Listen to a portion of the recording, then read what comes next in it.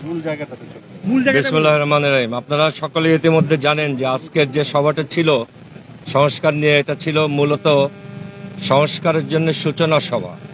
কাজে এখানে বিস্তারিত 6টা কমিশনের যে রিপোর্ট, সেই রিপোর্ট নিয়ে বিস্তারিত কোনো আলোচনা হয়নি। কথা হয়েছে এরকম যে এই রিপোর্টগুলির একটা হার্ড কপি আমাদের সব দলের কাছে ওনারা পাঠাবেন আগামী 2-1 দিনের মধ্যে।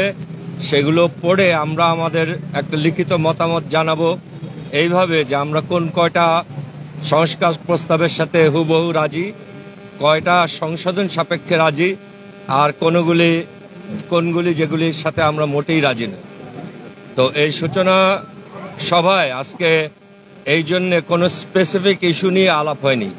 আমরা বিভিন্ন দলের যারা গিয়েছিলাম তাদেরকে খুব সামান্য সময় দেওয়া হয়েছে, বিকজ আমরা অনেকেই ছিলাম।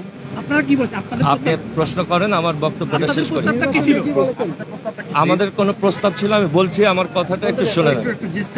যাই হোক, ওখানে যে কথা আমরা বলেছি, সেখানে আমরা বলেছি যে সংস্কার সাকসেসফুল হতে হলে সবাইকে ধৈর্য ধরতে হবে, সব কিছু একদিনে পাওয়া যাবে না, এটা মনে রাখতে বলেছি। সবাইকে তাদের ধৈর্য বাড়াতে বলেছি, যাতে ব্যাপারটা আমরা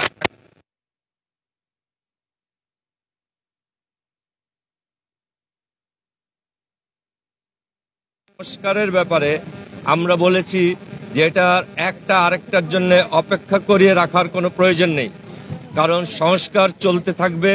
সংস্কার দীর্ঘ সময়ের ব্যাপার, সংস্কার বাস্তবায়নেও সময় লাগবে একমত হওয়ার পরেও। সেই জন্যে সংস্কারের জন্যে নির্বাচন ঠেকিয়ে রাখার কোনো সুযোগ নেই।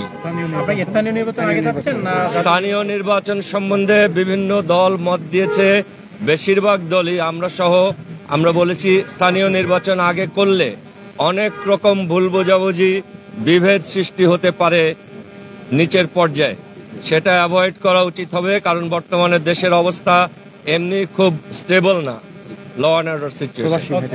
প্রবাসী ভাইদের ব্যাপারে আমরা একটা কথা বলেছি, তাদের পাসপোর্ট নিয়ে পাসপোর্ট অফিসে নানা রকম বিড়ম্বনার পড়তে হয় তাদের। আমরা দলীয়ভাবে তাদের হেল্প করতে গিয়েও পাসপোর্ট অফিসে এই ধরনের হয়রানির মুখোমুখি হয়েছি। এই বিষয়ে আমরা প্রধান উপদেষ্টার দৃষ্টি আকর্ষণ করেছি এবং পাসপোর্ট অফিসে সবকিছু যাতে সহজলভ্য হয় সেই জন্য চেষ্টা করতে বলেছি। ধন্যবাদ।